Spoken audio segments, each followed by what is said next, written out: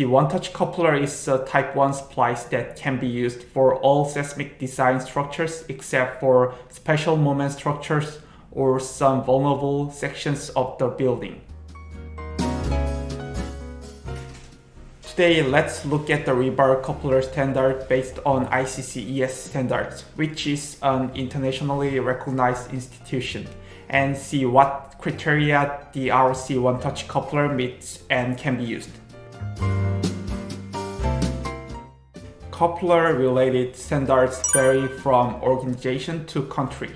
A few of them are IBC, which is International Building Code, IRC, which is International Residential Code, ASTM A370, which is a test standard for rebar couplers in the US, ACI 31819, American Building Code, ACI 439, a rebar coupler type standard in the US, BS 8110, the standard of concrete structures in the UK. It is very diverse. There are different standards for each organization and country, so it's necessary to integrate them. Therefore, ICC-ES integrates various criteria to establish test items and certification criteria. ICC-ES is a service that certifies the satisfaction of legal requirements and quality standards for building materials.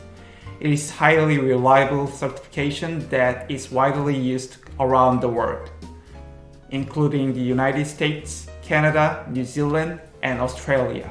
This organization has released updated data on coupler certification criteria for 2020. You can check the information by visiting the link. ICC-ES requires that mechanical splices be certified according to structural performance. In other words, instead of setting test standards collectively, the standards are set differently depending on the structural performance of the location used. I'll take a quick look. Let me summarize the difference between Type 1 and Type 2 according to ACI 31819, which is a criterion associated with ICC-ES. Shortly, Type 2 is a stronger criterion than Type 1. Type 1 is used in general earthquake resistant sections, and Type 2 gives some extra strength than Type 1 and allows it to withstand the expected stress in the ill section, which is the section where only plastic deformation occurs without increasing stress in the special structure. Simply put, Type 2 is more robust when a building is heavily loaded, such as an earthquake in a special section. The criteria for classification into Type 1 and Type 2 are classified into 3 tests.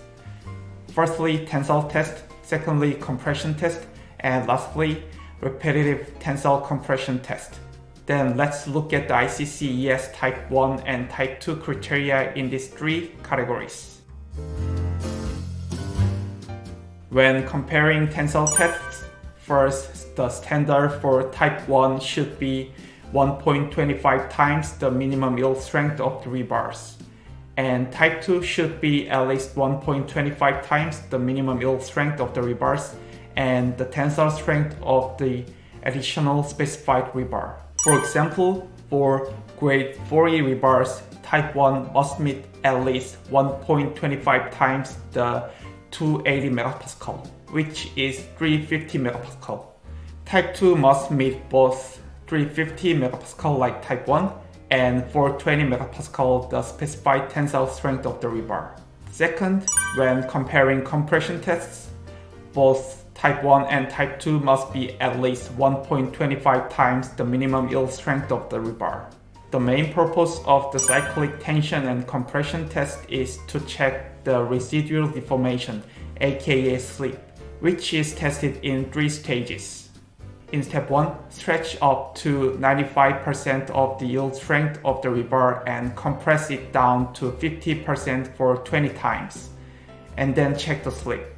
In step 2, after tensile twice the yield strain of the rebar, repeat compression up to 50% of the yield strength of the rebar 4 times, and check in step 3, after tensile 5 times the yield strain of the rebar, repeat compression up to 50% of the yield strength of the rebar 4 times and check the slip. Finally, a tensile test is conducted until the rebar is broken.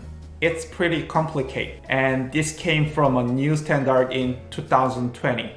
It can be interpreted that a Type 2 coupler can be used with special attention to structure vulnerable to natural disasters such as earthquakes in buildings.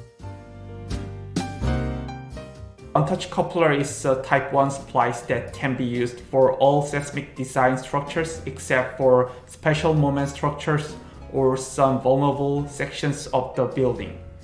It is first rebar coupler developed by ROC in Korea, and its workability is unrivaled in other rebar joints. There is no need for machining such as screw processing on the rebar, and it doesn't come off even if the rebar is broken by simply putting it in. It's an innovative rebar coupler currently in use in the US. So if you are curious, click the link below to learn more about the one-touch coupler. Thank you for watching.